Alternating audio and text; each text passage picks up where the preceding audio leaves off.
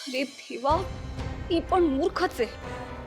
उगाच जयंत समोर तन्वीचं नाव घेतलं. जयंतने जर तन्वीला मॅड बद्दल काही विचारलं तर प्रॉब्लेम होईल. आणि जर तन्वीने मॅड बद्दल जयंतला काही सांगितलं ना, तर अजून मोठा प्रॉब्लेम होईल. काय करू मी? तन्वी, तन्वीचा नंबर डिलीट करते फोनमधून.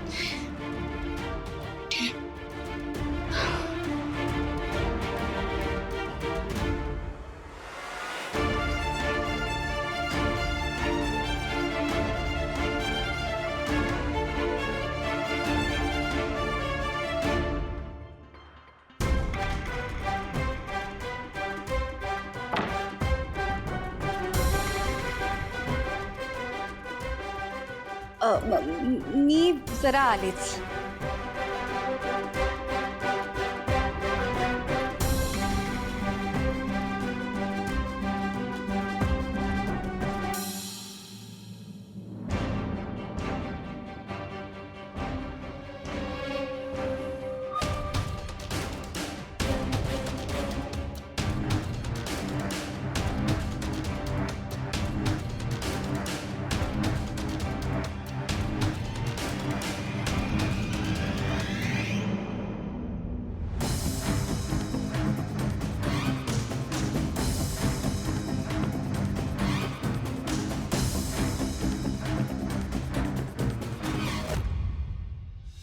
चला सुटले.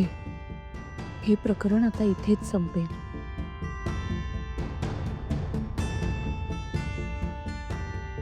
जानूची इतकी जवळची मैत्रीण आहे तन्वी आणि तिचा नंबर नाही.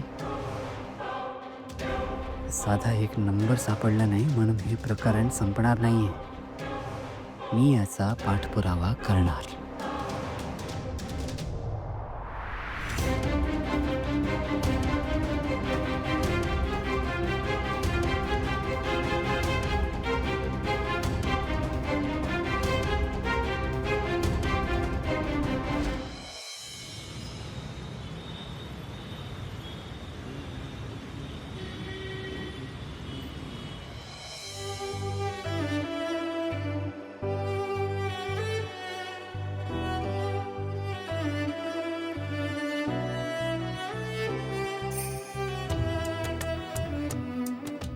देवा, हा निर्णय आम्ही घेऊ शकलो कारण सिद्धू मुळात एक चांगला मुलगा आहे.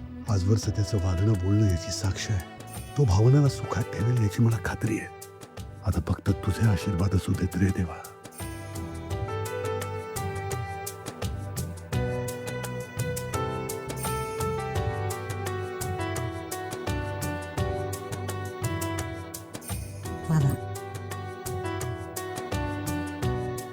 नाही, मला नको. बाकीच्यांना दे. वीणा थांब.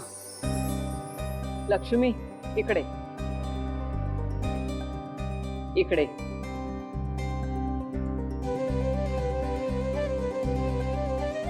बस इथे.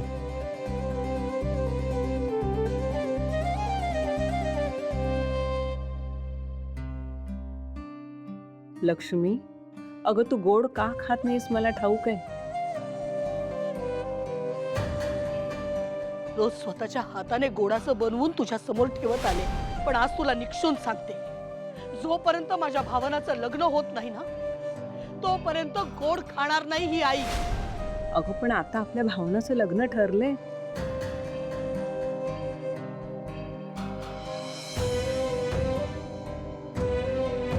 आता गोड खायला काही हरकत नाहीये. वीणा इकडे.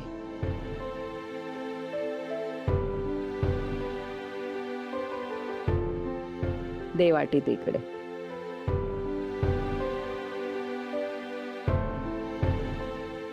हे घे.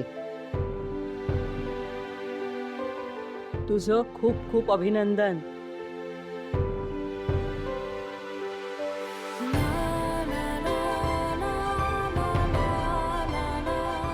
तुला आता सिद्धूवर विश्वास ठेवावासा वाटत नसला तरी नियतीनेच हे ठरवलंय असं समज. आता ह्याच्या पुढे सगळं चांगलं होणार आहे. भावनाला अगदी योग्य जोडीदार मिळालाय बघ.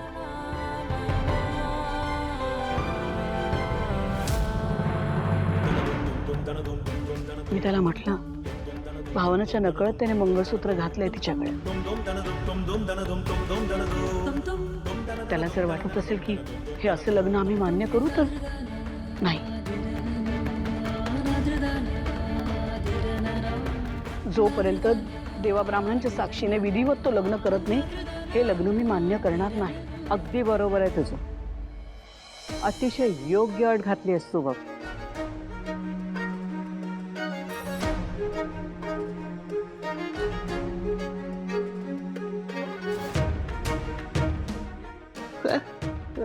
अरे काय चालवलंय काय आई बाबा तुम्ही? हा काय चाललंय?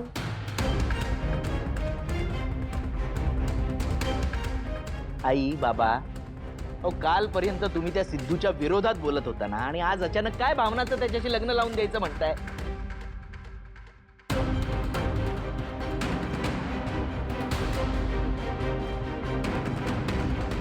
त्यांनी आपली काही छोटी फसवणूक केलेली नाहीये. अरे कालपर्यंत तर तुला असं वाटत होतं ना की भावनाचं पटकन लग्न व्हावं, या घराबाहेर ती पडावी. मग आता काय झालं? होतंय ना तुझ्या मनासारखं?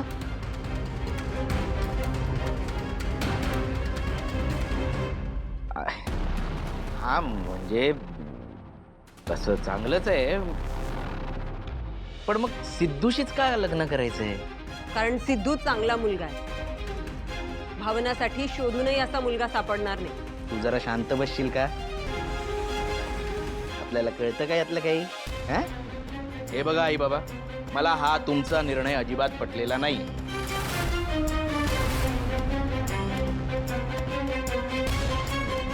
काय रे हरीश, तुला पटलाय? नाहीतर काय बाबा, तुम्हाला हे दिसतंय का की या दोघांचं लग्न जर तुम्ही लावून दिलं तर खूप मोठे प्रॉब्लेम क्रिएट होणार आहेत. हो का? ते कसं काय रे हरीश? अहो कसे म्हणजे काय? एका मुलीचं लग्न ठरवण्याच्या नादात तुम्ही दुसऱ्या मुलाचं लग्न धोक्यात घालताय, एवढं साधं कळत नाहीये तुम्हाला?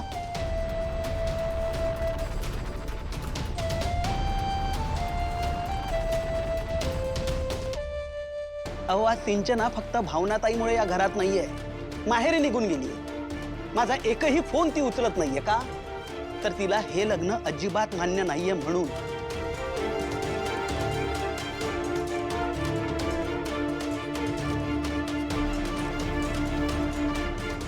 आणि आता तर काय? आता तुम्ही दोघांनीही या लग्नाला मान्यता दिली आहे. आणि आता काय? आता सिंचना या घरात पाऊल सुद्धा ठेवणार नाही.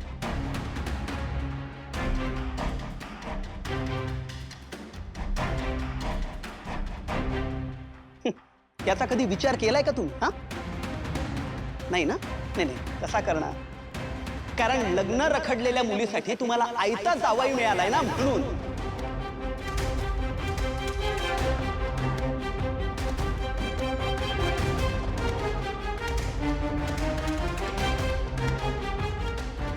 झाला ना आनंद?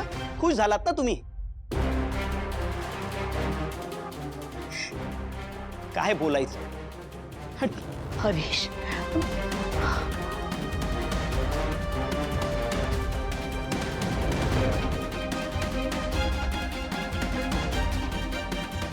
भावना,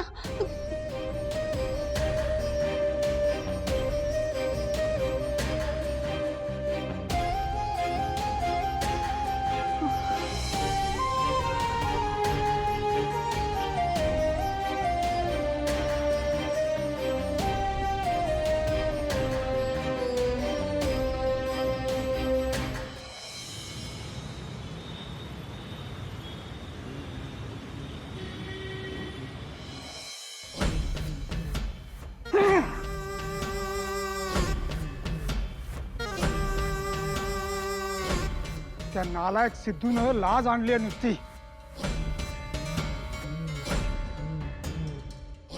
सगळ्यांनी फोन करून माझं डोकं भंडावून सोडलंय.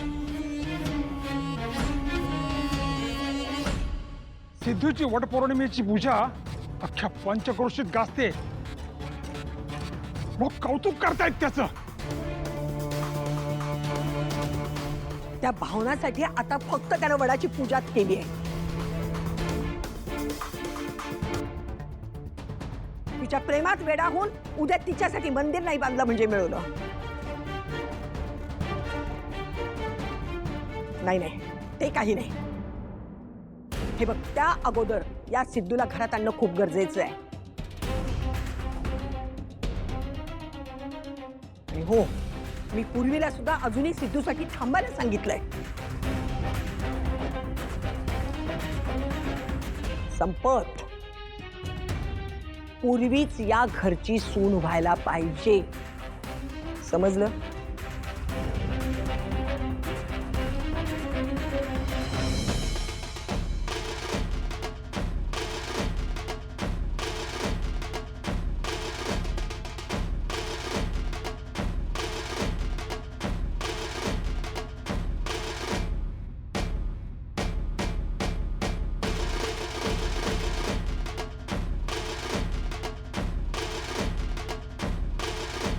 ए थांबवा.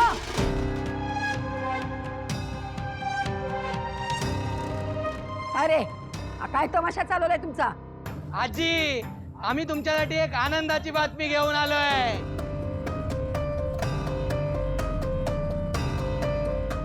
कसली आनंदाची बातमी? ती अशी नाही सांगता येणार. ऐका.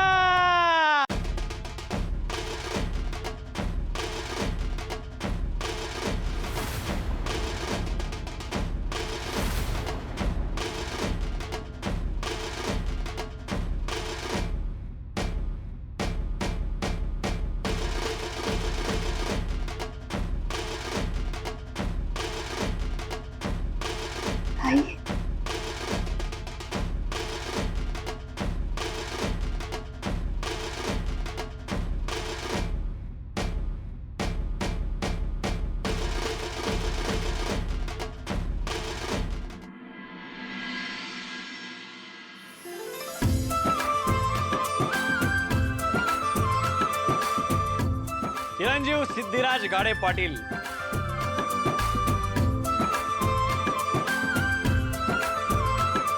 संपतराव गाडे पाटील आणि रेणुका संपतराव गाडे पाटील यांचा चिरंजीव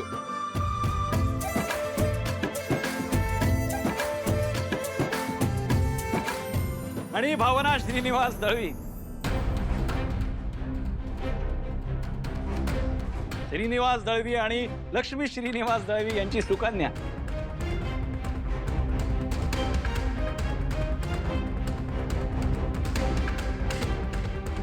यांचा श्री कृपे करून लवकरात लवकर विवाह सोहळा पार पडणार आहे. हो,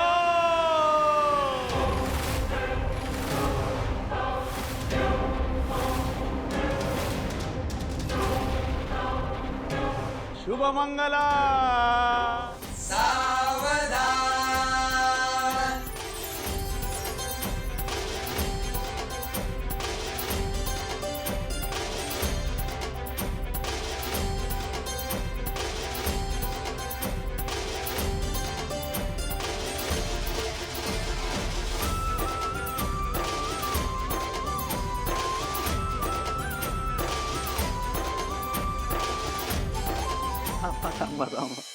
सिद्धू, अरे हा काय प्रकार चाललाय तुझा? आजी, झालंय असं की भावना मॅडम आणि त्यांचा परिवार माझ्या लग्नासाठी तयार झालाय.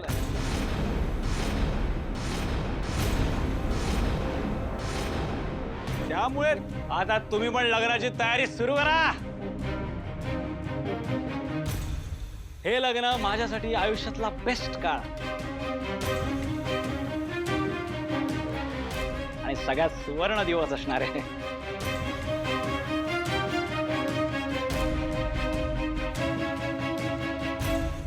आणि तुम्हाला दिलेल्या शब्दाप्रमाणे माझी बायको म्हणजेच भावना श्रीनिवास दळवी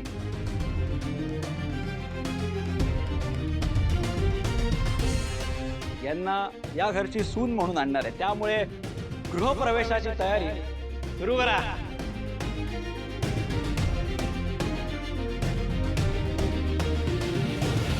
सिद्धू, तुझं डोकं ठिकाणावर आहे का?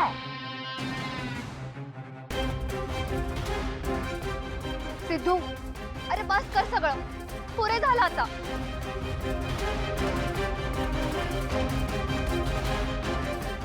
तुला त्यांचा होकार दिसतोय?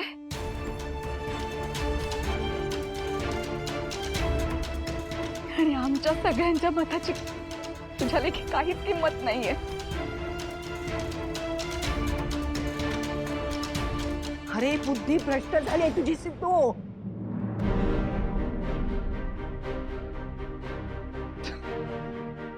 हे बघा, तुम्ही काहीही बोला, मला मला अजिबात वाईट वाटणार नाहीये. पण भावना मॅडमना या घरची सून करण्यापासून मला कोणीही थांबवू शकत नाही.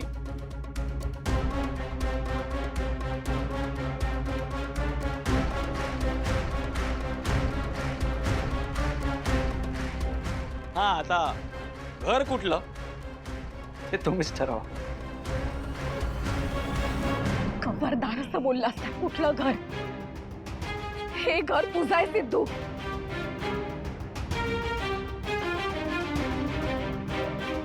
हो ना? मग लग्नाची नाही, गृहप्रवेशाची तयारी सुरू करा. वाजवा रे.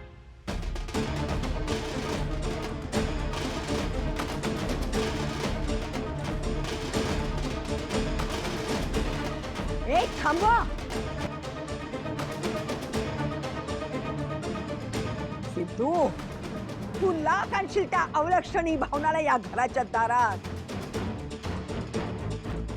पण एक लक्षात ठेव, तिचा गृहप्रवेश होऊ शकणार नाही.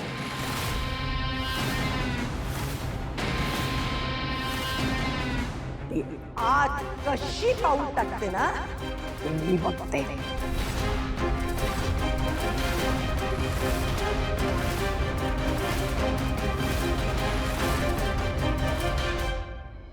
बोल गाजी, तुम्ही सगळे हवं ते बोला, पण तुमच्या म्हणण्याने मला अजिबात फरक पडणार नाहीये. कारण मी जाम खुश आहे. तर भावना मॅडमने मला होकार दिलाय, म्हणजे अजून काय हवं आयुष्यात.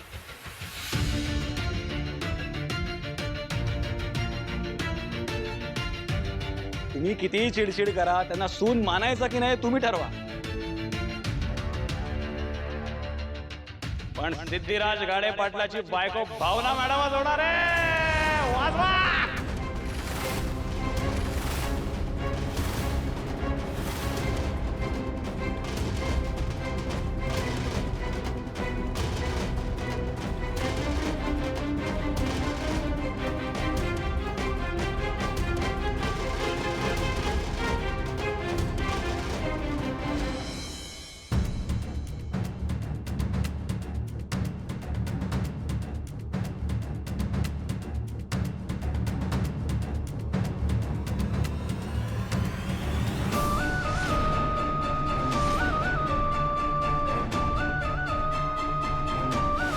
आता इथे आला तर आहेस.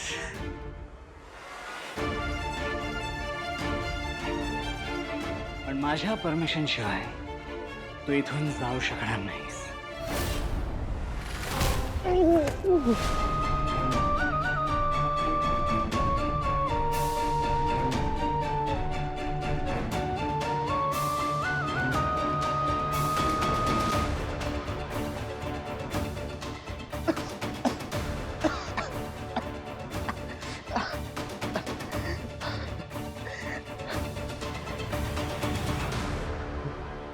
हा तर माझा फोन आहे. काय करताय तुम्ही? तुम्ही सोडताय मला? अहो खरंच खरंच सोडा ना हो मला. तुमचे उपकार होतील माझ्यावर. चल पासवर्ड टाक. हा? ऐकलं नाही मी काय बोललो ते. पासवर्ड टाक. बघू.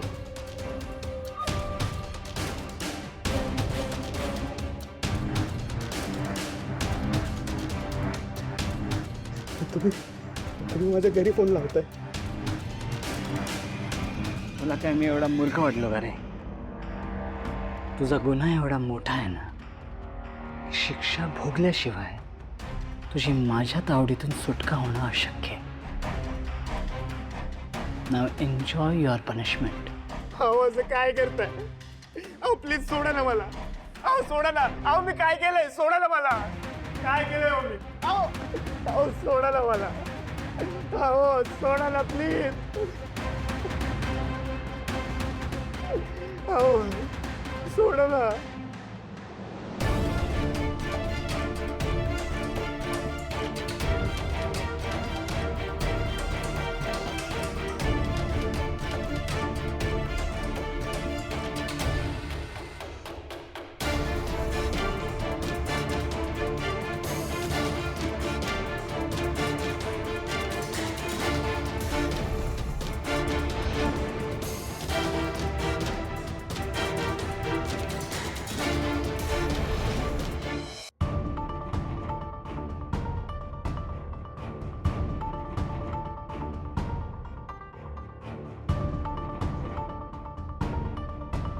येऊ का आम्ही?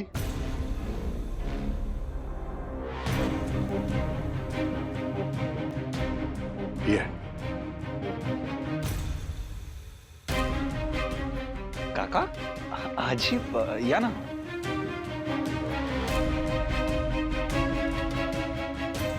थांबा.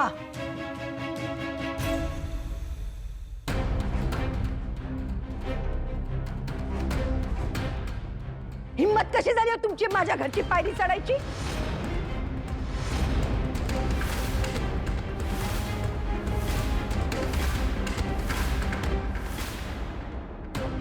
आजी थांब सिद्धू. आजी बरोबर तेच बोलतीये.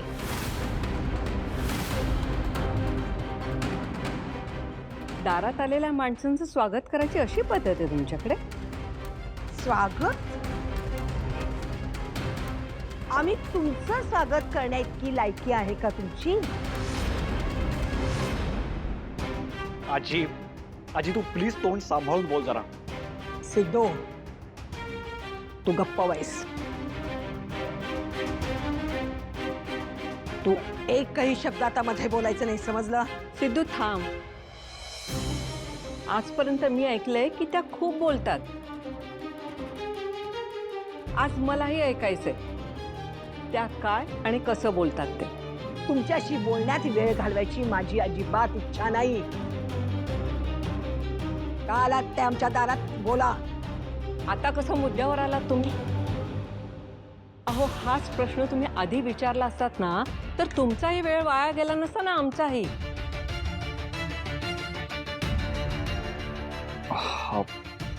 काका आजी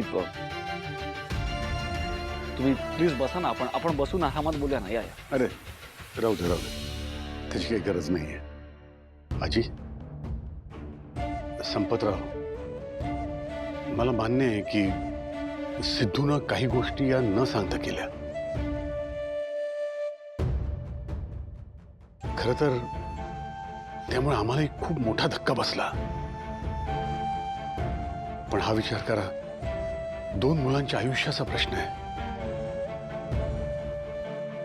आपण तीच घटना, तोच प्रसंग पुन्हा पुन्हा उगाळत बसलो तर आपल्या हाती काहीच लागणार नाही.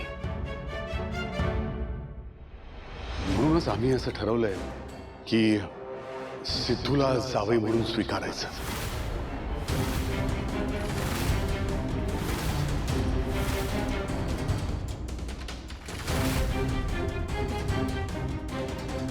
तुम्ही माझ्या मुलाला स्वीकारणार?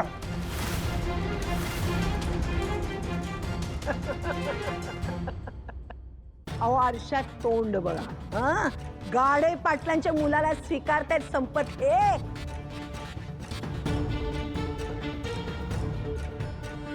आमच्या घराशी नातं जोडलं म्हणजे तुमच्या आयुष्याचं सार्थक होणार आहे.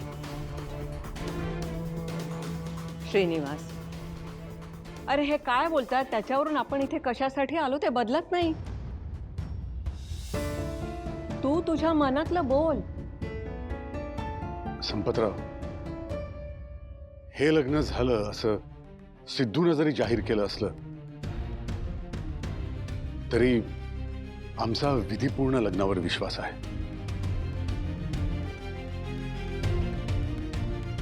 त्यामुळे आमची अशी इच्छा आहे की सिद्धू आणि भावनाचं छोटेखानी का होईना पण विधीपूर्वक लग्न लावलं जावं. हो, लग्नाच्या गोष्टी कुठे करताय श्रीनिवासराव?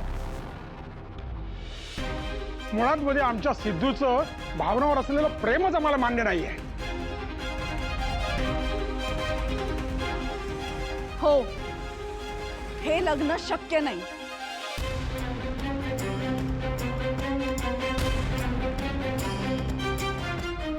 अहो आमची लायकी नाही असं बोलाल याच अपेक्षेने आम्ही इथे आलो होतो.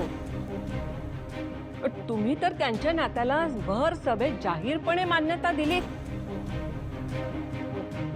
मग आता त्यांचं प्रेम का नाकारताय? कारण तुमची आणि आमची बरोबरी होऊ शकत नाही. सोयरी करायची असते त्यांच्याशी की ज्यांचं पद आपल्या बरोबरीचं असतं.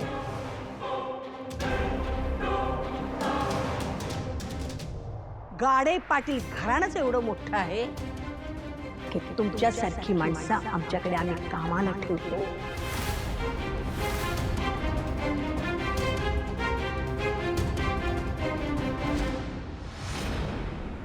माफ करा आजी, मला हे कळत नाहीये की ही चर्चा नक्की कसली आहे. लग्न ठरवण्याची की एखाद्या राजकीय कराराची? कारण बरोबरी, पद ह्या सगळ्या गोष्टी एखादा करार करताना लक्षात घेतल्या जातात नाही का? पण लग्न ठरवताना दोन्ही बाजूची माणसं कशी आहेत, नातं जपतील का, निभावतील का, या गोष्टी विचारात घ्यायला हव्या ना. नाही म्हणजे तुमच्या मोठ्या घराण्यात तुम्ही कराराप्रमाणे लग्न जमवता, पण आम्ही माणूस पाहतो. खबरदार तुम्ही माझ्या घराण्याबद्दल एक अक्षरी बोलला तर शांताबाई. हे सगळं तुम्ही का करताय हे चांगलं ठाऊक आहे मला. अहो, आपल्या अकलेचे तारे तोडायचे आणि आम्हाला शहाणपण शिकवण्याचं हे जे काही करायला लागलं ते मुद्दाम करताय तुम्ही. आमच्याशी नातं जोडून तुम्हाला समाजात स्वतःची मान उंचवायची आहे. हा सगळा फायदा डोळ्यासमोर ठेवून तुम्ही आमच्या दारात आलेल्या या लग्नाची भीक मागायला. आजी, सिद्धू थांब थांब. मला वाटतं तुम्ही थोडंसं चुकताय आजी. आम्ही इथे लग्नाची भीक वगैरे मागायला नाही आलो.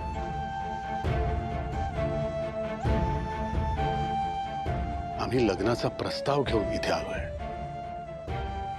घडलेली गोष्ट, राग, रुसवे हे सगळं बाजूला ठेवून तुम्हा सगळ्यांशी मनमोकळेपणे बोलायला आलेलो.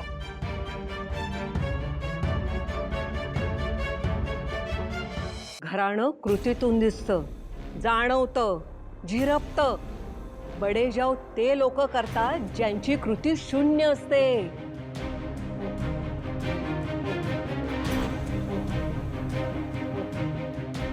आणि म्हणून तर म्हणतात बडा घर पोकळ वासा. हो, घराण्याची भाषा तुम्ही करू नये. हा, काय आहे तुमचं घराणं, काय आहे?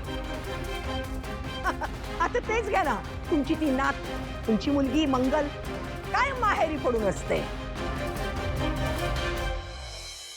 त्या हरीशने तरी आमच्या सिंचनाला भुरळ घातली आणि पळून घेऊन गेला.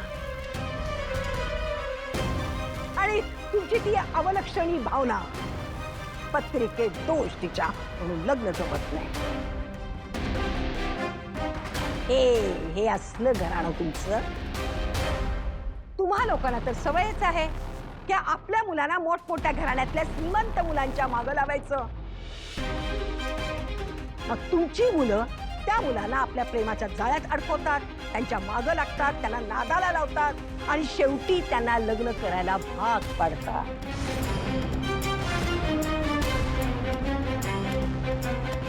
शेवटी काय, अशा मोठमोठ्या घराण्याशी तुम्ही नातं जोडताय.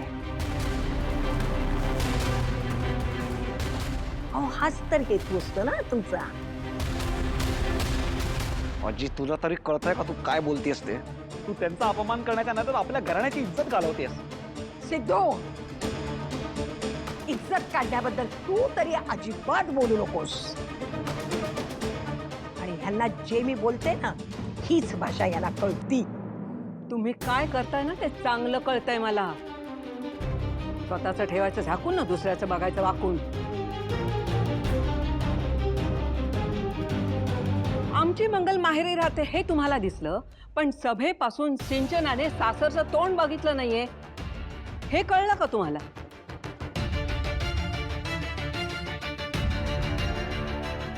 आजी, मंगलताई माहेरी सारखे सारखे का येतात ना हे आपल्या सगळ्यांनाच माहिती. मी काही वेगळं सांगायची गरज नाही. आणि मी माझ्या माहेरी आलीये कारण मी हर्ट झाली.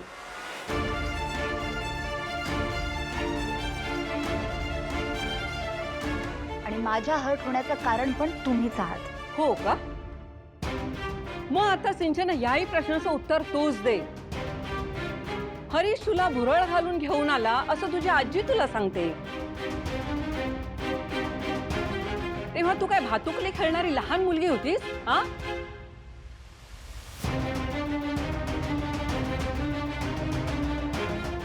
का हरीश तुला जबरदस्तीने घेऊन आला तिकडे?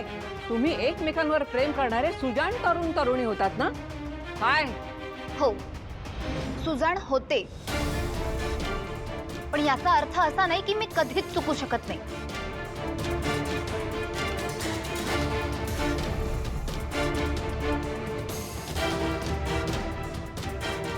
बघितलं ना कोणाचे निर्णय चुकतायत ते. आणि मला असं वाटतंय की एक फरक आहे. जेव्हा हरीश सिंचनाशी लग्न करून हिला आमच्या घरी घेऊन आला होता तेव्हा ती गोष्ट आम्हालाही नव्हतीच पटली.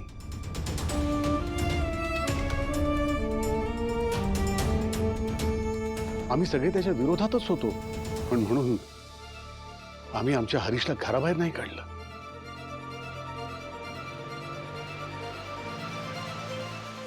आम्ही आमच्या मुलाला समजून घेतलं, त्याच्यावर विश्वास दाखवला.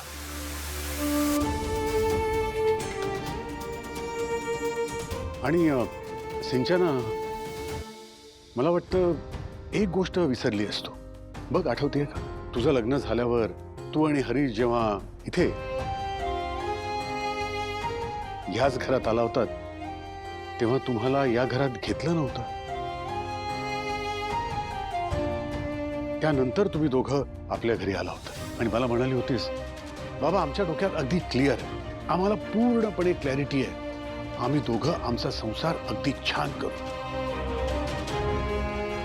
आणि त्यावेळेस मी तुला म्हणालो होतो की सिंचना, अगं कुठलंही नातं असं आपोआप नाही ग फुलत. नातं फुलवावं लागतं. आणि मला असं वाटतंय की आपल्या दोन्ही कुटुंबांना पुन्हा एकदा नातं फुलवायची गरज निर्माण झालेली आहे.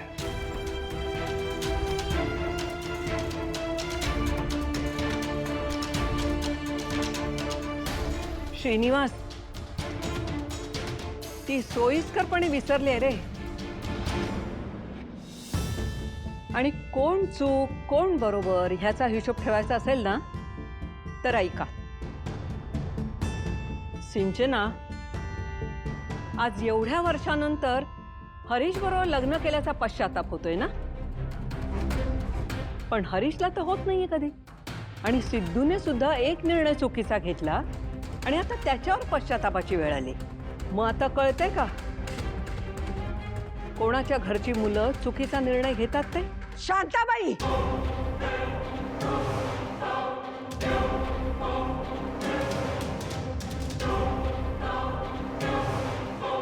तुमच्या जिभेला काही हाड आहे की नाही? अजिबात नाही. जसं तुमच्या जिभेला हाड नाही तसं माझ्याही जिभेला हाड नाही.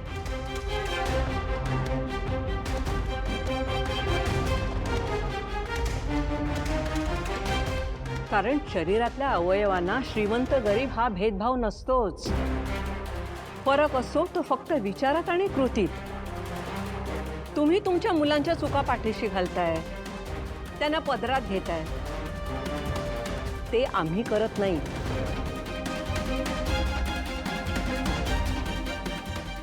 जेव्हा आमचा हरीश चुकला होता, मोठी चुकी केली होती, त्यानं चोरी केली होती, तेव्हा लक्ष्मी त्याला मारत मारत तुमच्याच घरी घेऊन आली होती.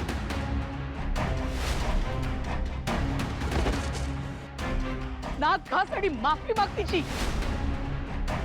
आठवतंय ना संपतराव?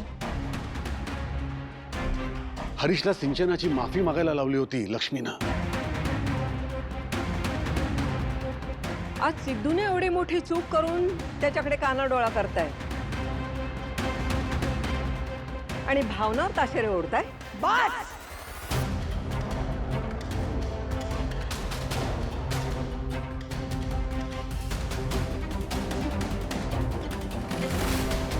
खूप ऐकून घेतलं तुम्हा लोकांचं. खूप बोललात तुम्ही. खूप बोललात. आता मी थेट निर्णयावर येते. सिद्धू आणि भावनाचं लग्न कधीच होऊ शकणार नाही.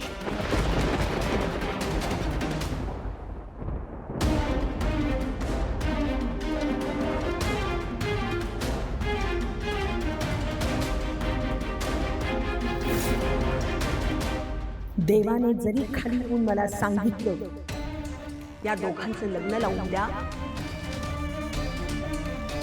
तर मी नकारच देईन.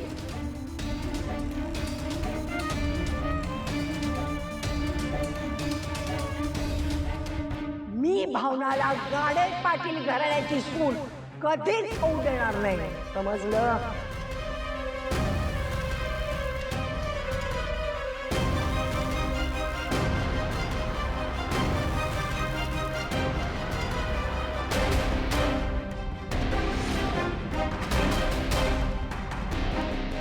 लक्षात ठेवायचं.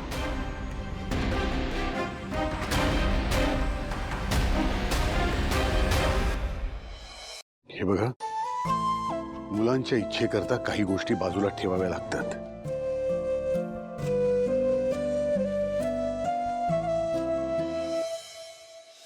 मी तुम्हा सगळ्यांना विनंती करतो की या निर्णयाचा तुम्ही पुन्हा एकदा विचार करा, प्लीज.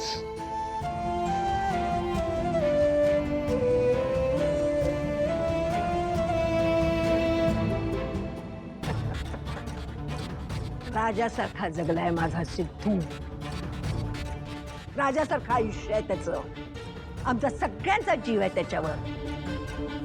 त्याचा संसार करायला एक राणीच पाहिजे, कोणती खोड नवरी नाही. हा? अगदी बरोबर आहे तुमचं. अहो, सिद्धू राजा माणूसच आहे, पण तुमच्या राजाचा जीव आमच्या पोपटात म्हणजे आमच्या भावनात अडकलाय. त्याचं काय? आता सिद्धूचा जीव भावनात अडकलाय आणि तुमचा जीव सिद्धूत. त्यामुळे पुन्हा आता एकदा नीट विचार करा आणि मग काय ते उत्तर कळवा. नाहीतर असं व्हायचं, तेलही गेलं आणि तूपही गेलं, हाती आलं दुपाटणं.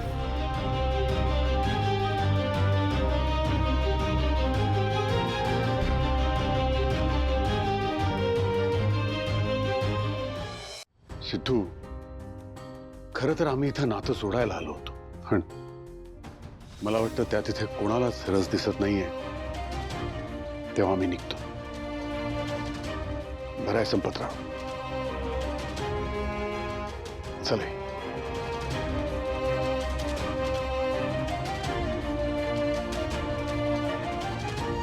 काका काका ऐका ना. सिद्धू, सिद्धू,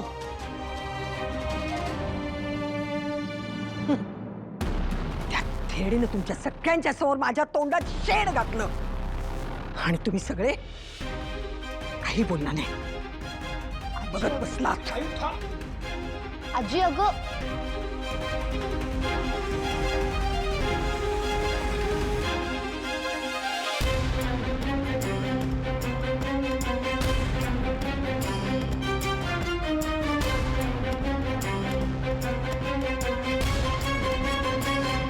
वा, बाकी काही हो न हो, सिद्धू आणि भावना प्रकरण सुरू झाल्यापासून हे एंटरटेनमेंट मस्त सुरू आहे.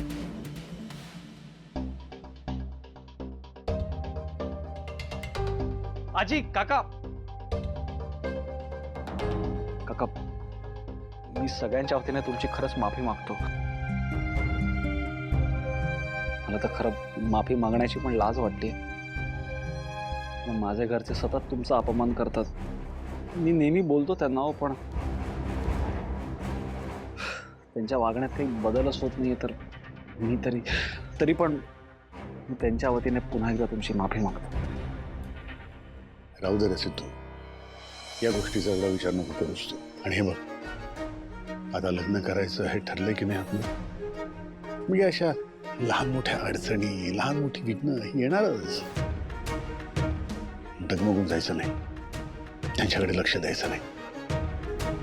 तू पण हे लक्षात ठेव.